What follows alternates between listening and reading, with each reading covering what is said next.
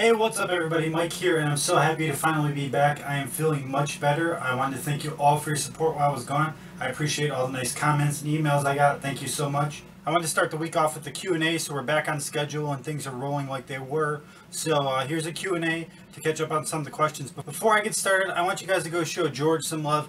He's a very active member of our community, and he recently created a YouTube channel. I'm going to link it up there. I'd appreciate if you guys go over there, check him out, subscribe, and show our love to one of the great members of our community. And I think he's going to put out some great videos, and he recently did some videos about shoes. So if you're interested in thrifting shoes, you should go check him out. Brandon asks, does anyone know where I can get good toner at a decent price? Hey Brandon, I obviously go through a lot of toner myself. I almost always buy it through Amazon, and I used to buy it through eBay until recently. I bought replacements on Amazon for a cheaper price, and the quality was so much better.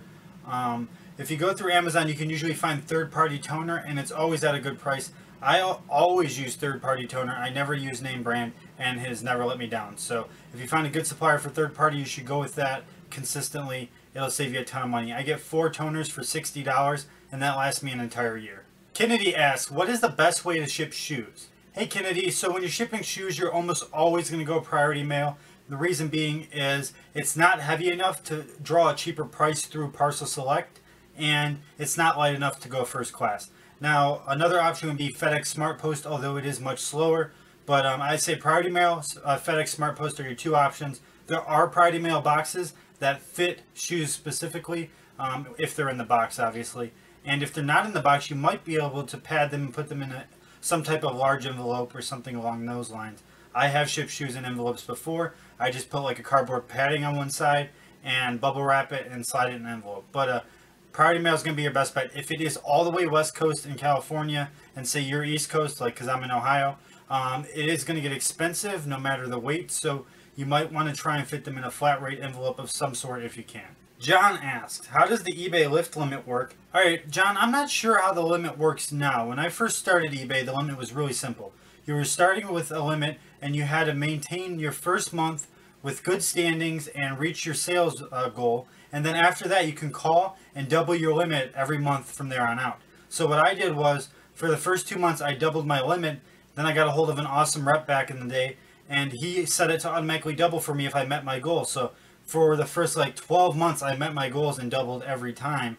And now my limit is so high that I probably will never reach it. I want to say my limit's at 200-something thousand per year with 36,000 listings or something. I mean, it's really crazy. But the best way to raise your limit, I would imagine it hasn't changed too much, is to sell consistently and call and get a hold of a helpful rep. If you get a hold of a rep and they're not helping you all, just call back and try and get a hold of someone else. They don't really keep good records of if you called or not, so they're not going to just shut you down.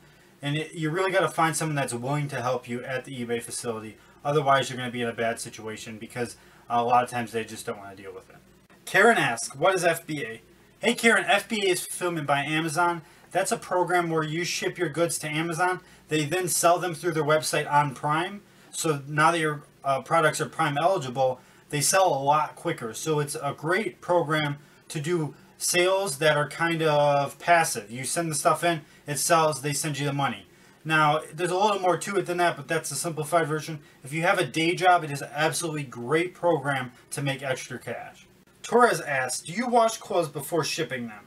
Or do you send them as is? Hey Torres, this is a great question. I do wash clothes, but not for the reasons you think. Most people think they need to wash clothes because they're dirty or soiled. That's usually not true. Thrift stores tend not to sell those kind of things because that would push people away. They are a storefront. There's a lot of people that shop at thrift stores to get good deals themselves, not to resell. So if they had gross clothing, people wouldn't come in and buy.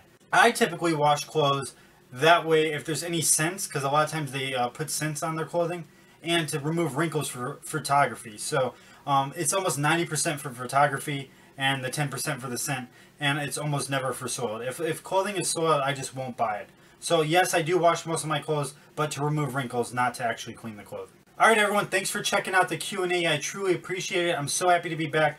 Get ready for a ton of videos this week and next week. I'm just going to be pumping them out. I've been working the entire weekend to edit all these videos and get them going. So I appreciate your support so much. I really do. If you haven't joined the Facebook group, join it up there. And like I said, go check out George's channel up here.